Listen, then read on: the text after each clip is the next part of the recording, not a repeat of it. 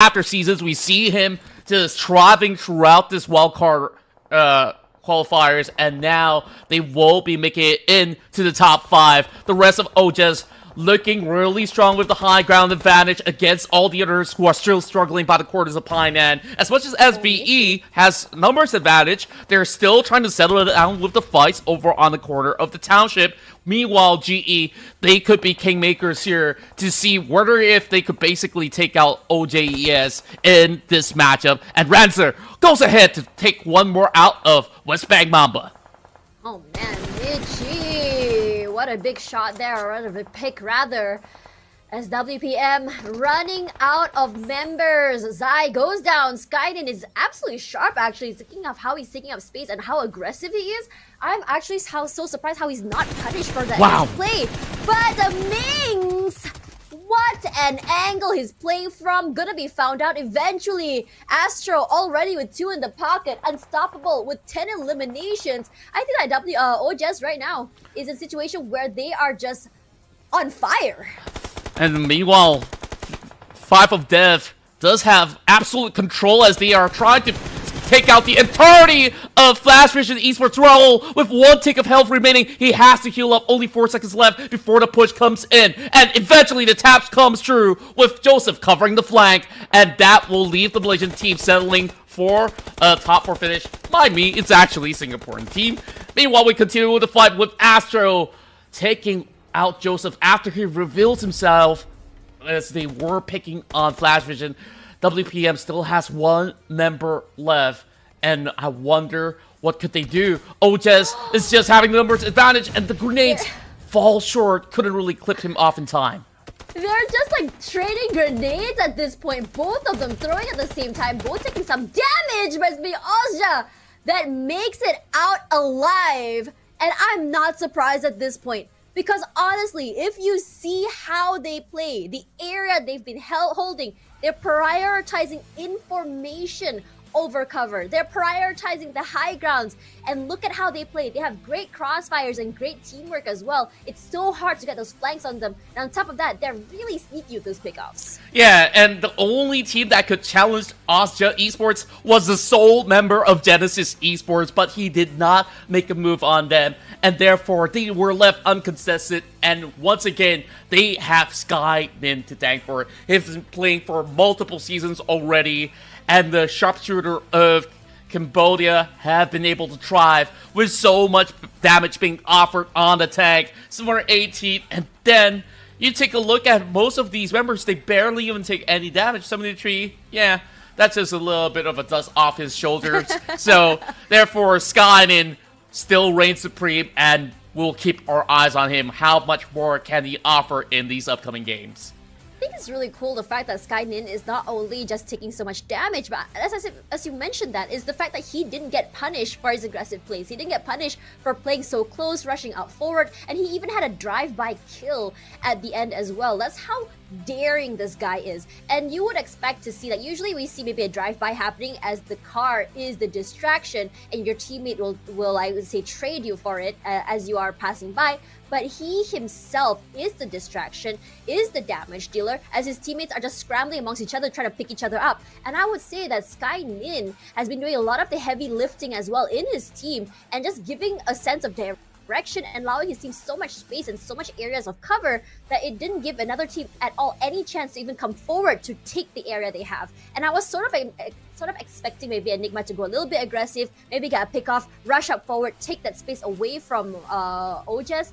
But it didn't happen. Yeah, and overall, just look at how clean Ozja has been able to secure this round itself. The way that they've rotated was absolutely impeccable. Really smart rotations where they were covering grounds from the high heels and never really given much of spacing to other teams to be able to challenge them because of how each players have scouted all about to understand, okay, there won't be challenges coming from the back after they've cleared them off. And they could just focus on what exactly is in the front. And all the other teams that were coming in from Painan, they were all basically going through the crosshairs of Ozja and also all the other teams as well. And that made it pretty much pixel perfect for them. They don't really have to worry all too much to secure this winner chicken dinner.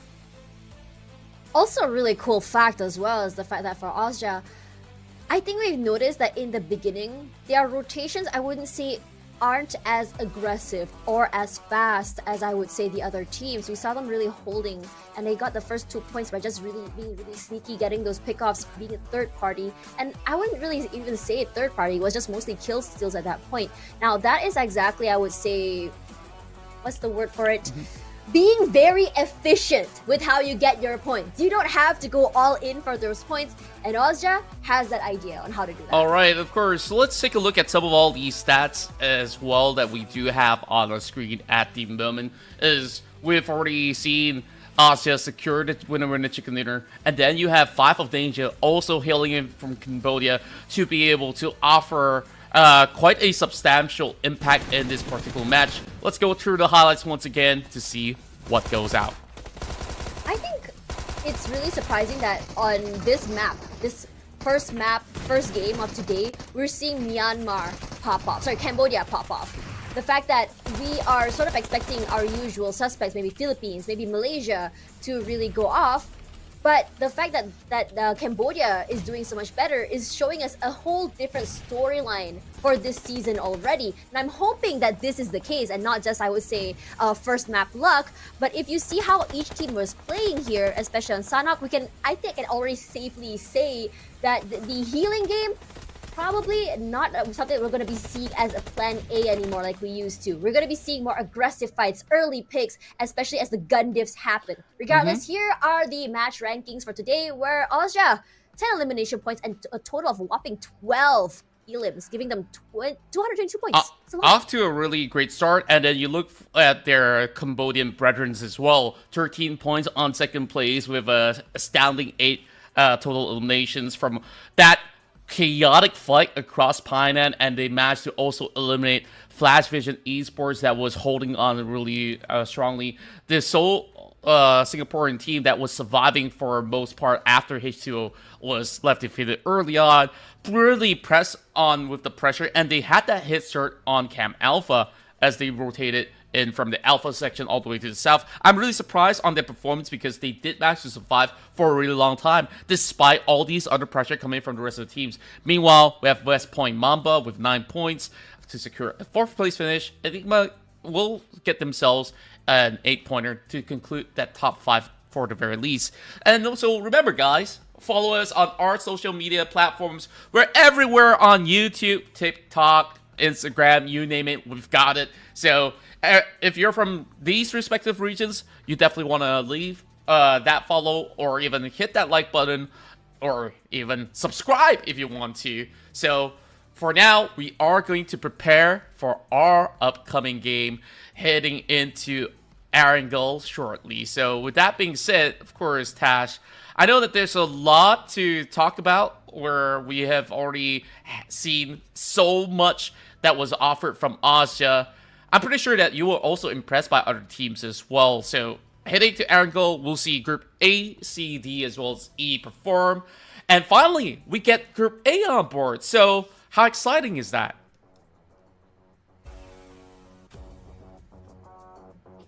And they are actually one of my, I would say, favorite teams. I've been following them for a long time, and we all know that. Coming from Malaysia, you kind of follow the stories of these players from the beginning of time.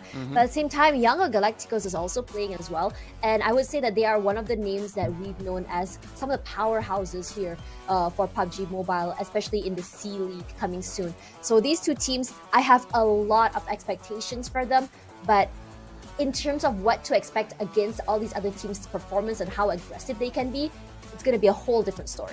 That's right. And of course, while we talk about that, let's bring up our predictions real quick for Game 2. Well, my predictions here will go over for KE, where I think like there's still a lot left on the tank for them. Now, I pre-predicted this, that Ozja's going to do well. I didn't expect in Game 1. I don't know how you predicted that. I hope that some reason that will give them more momentum heading into Game 2. And of course, in the classic map like Erangel, everybody will have a lot more spacing to fight, and of course there will be pressure on them. And as for Burmese goals, they didn't really have a lot of room to play because they were pincered off by both Flash Vision and also PvE. I hope this time it will be a smoother cruise for them. You know, when we talk about Axis, one thing that I've remembered, always known about them is their signature, how aggressive they can play, how really fast they can go. But that was during the Voke era. Now, I'm not sure if this is going to be the same this time around, but I do want to see that aggression still be around, regardless of whether or not they're still playing together. And I want to see that happening. Now, for Sin, we saw their performance earlier. It wasn't like the most stellar performance, but the potential is there.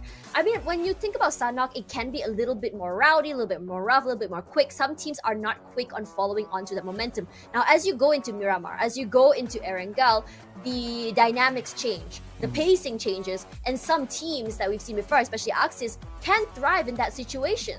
That's right. And with that being said, I believe that we'll see a lot more of them, where Axis Fighter, as compared to their brother team over on to PMPL MY, I think like they've been around for some time and they've always been fighting really hard. Is this squad that consists mainly out of SG players have been able to show up big time in multiple tournaments already, and we definitely hope to see them really be ready for what Erangel has to offer. And you know, I'm glad that you also brought up H2O, because early on in that quarry fight, when we saw them being contested by SKR and eventually fell to the demise of another team such as GE, they did put up a fight. It's just that they didn't really have enough of those resources to work with, and they did retaliate against SKR at the very least. So perhaps this time things would look much better for them as well, as we're getting ready for our upcoming match. I think like there's a few other teams that really surprised me, like FOD on that past round, on that second place finish, just looking sublime, especially for Joseph, right? Like, he rapidly goes in for the cover fire to take down Flash Vision, and majority of them are so reactive to situations. And also to note for many of all these other teams, I'm just absolutely glad to see a lot of familiar faces this time around returning back into the Seawall card, and this time as a PMPL, finally a league of their own. And therefore, like, this is their time to shine, I would say. As much as you know, like, there's a lot of teams that's hailing from the Philippines, they may not have won game one, and I really do hope that, you know, down the line, once everybody's warmed up, we'll see a lot more winners on that list. It's not just about the winners, it's about that potential as well, to see these teams work and be better as we go, as they play against all these other teams internationally. Because as we know from even every region, every country, each play style can be different. As I just remember, the healing game for Sanhok in particular started off in Indonesia, and then Malaysia got popularized. So this is about whether or not they're able to adapt with the global style of gameplay, which country's gameplay suits I would say, the global meta better. And personally, I'm really curious to see how exactly it will work out here.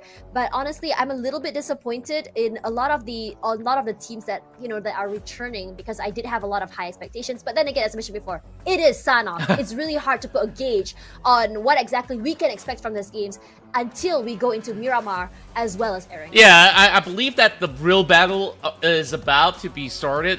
That itself we consider perhaps a little bit of warm-up for everybody back in Sanhok. Certain teams, especially those who are inside of Group A, they don't get that warm-up run, so expect some of them to try to get accustomed to the layers of gameplays that the rest are actually churning up from the past matchup itself, if they are continuing in this upcoming group, which will consist of Group A, C, D, as well as E. So for the time being, that will mean that Group B will be taking a rest, and therefore we will be seeing certain familiar faces that we had in that past round. So it will take a while before we get ourselves into that lobby. So what I really wanted to point out as well, on the stats that you were talking about, like adapting to a global meta, I remembered in a particular season back in 2019, those were still the PMCO days, one particular wildcard team from Cambodia, namely Orange Esports, made history after 2 seasons of them playing in different squads, and once they were brought together and they were given that fighting chance, they pull off the most miraculous run ever. And mind you, back then, wildcards have to go through qualifiers. You could easily be eliminated if you don't play well for 2 rounds of play, 3 rounds of play, and then they go into the C League, challenging titans back then like Bigatron Esports, RRQ, you name it, they have it all across C. You're bringing nostalgia when you're bringing those big names and up, imagine on the final day, they cut into the top 16. And then, after that, they made it into the C Finals. On the C Finals, they made it into the top 5, which qualifies them to the global play-ins. And on the global play-ins, they took the final spot as well to get to the global rounds. Way. And from that global round, they secured themselves a respectable position within the top 8. And I remember it being the high top 8 as well. So sometimes even sticking back to your guts, your own style of play can work out as well. And I'm hoping to see some of that and maybe a little mix of that global play as well. So perhaps that will be the grand balance that they're looking for. I really like seeing these players that adapt, learn and adapt, you know, especially as we know some of these teams actually go and have these global scrims. They learn a lot from the other teams. They pick up new plays and new ways to play. And that's why it's really important that these players actually go out of their way to play internationally. Because when we talk about like these teams playing in one country, some teams that don't do scrims overseas, they only scrim with the same people and over again. I think we've seen this happen over time and time again. How like we would see the Malaysian teams, whenever they rotate, it's always going to be the same area because they always are used to playing with each other. They always meet each other. But as we have seen recently, as I would say the community or globalization happens, it's a lot has changed since then. Now I want to talk a little bit about Axis Esports again. Like I got confused between Axis Fighter and the main roster of Axis, and I just realized that their roster actually consists of both boys and girls. And I think this is something that's very, very great for me in my opinion, because we always talk about a whole girls league. But seeing girls playing with guys in the main stage, I think is what a lot of the esports enthusiasts, or rather the PubG Mobile enthusiasts, has wanted to see on the big stage for a long time. And I really do hope that this actually is something that is sustainable, can go far, because I do want to see a mixed league as we go into the future. Yeah, and even back in the past, we've seen certain successful candidates who are, of course, female talents that join some of all these pro teams. They were the pioneers of trying to break this barrier. And of course, now a lot of things have changed, and because of all these pioneers, it has paved way for so many ladies to be joining along the ranks where, you know, women are just as equal as men when it comes down to esports. And I'm glad that Axis Fighter did prove this to be the point, right? And they're about to have their very first game. So I wonder what their playstyle look like, because it's been a while since I've checked into, you know, scrim results and stuff. And back onto the notion where you were talking about, you know, scrimming with international talents and stuff. Like, I do think that there are teams that do so, but there are also ping disparities at times where of course you want to connect to a certain server. So therefore, playing perhaps around the C region, that will be great enough. Where I think me as during my time as a team manager, there was this particular instance where I was getting my particular team back then to train with all these international talents, which they did really well. And then once they were competing against the local league, they had their fair share of struggle because the playstyles are so different. So there are times where I guess certain teams will also like to prioritize maybe knowing your closest enemies first and foremost a lot better will propel you up to speed, and then later on you worry about the opponents that you will eventually meet then to be ahead of yourselves, right? So I guess like two ways of looking at the coin, but I don't think there's ever a wrong way to do so. So all in all, preparation is a must. So if you guys are aspiring to become a PubG Mobile player and you've been trying a whole lot, there's always all the national championships in your respective region, and also qualifier runs that you definitely want to check out from your own squad, or, you know, ask around the community who like to join you, and let's see if you can keep up with the pace of all these stellar players that are on board. So Tash, I guess it will take a certain while before we get into our next matchup. So, back to certain consideration, of course, now that we're going to Erangel, the game pace is going to be different. And, of course, the map had particularly had small little changes from a couple patches ago. I think like now Erangel is becoming a lot more accessible for some teams that do not even choose cities to loot from. Sometimes you go with that so-called jungle strategy, you go into an uncharted area and start looking for some cheeky angles to disrupt enemies on that rotation. I feel like it's really important for teams to secure enough resources from the early game, especially vehicles, to get across the map. And speaking of which, Tash, I believe we're about to get ourselves into our first match.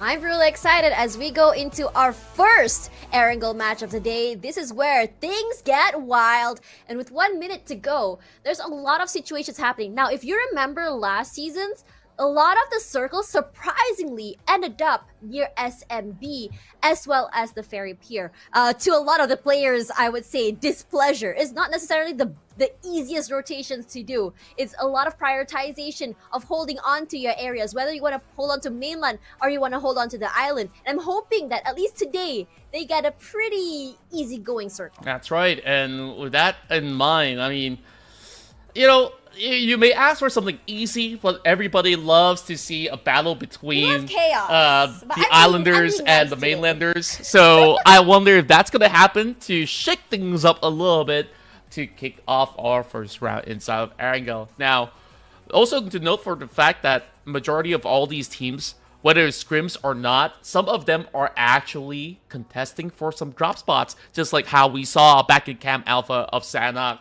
So we're about to see them duke it all out. And that in mind, Contra as well as Tash Buddy here will be bringing you through the PMPLC wildcard region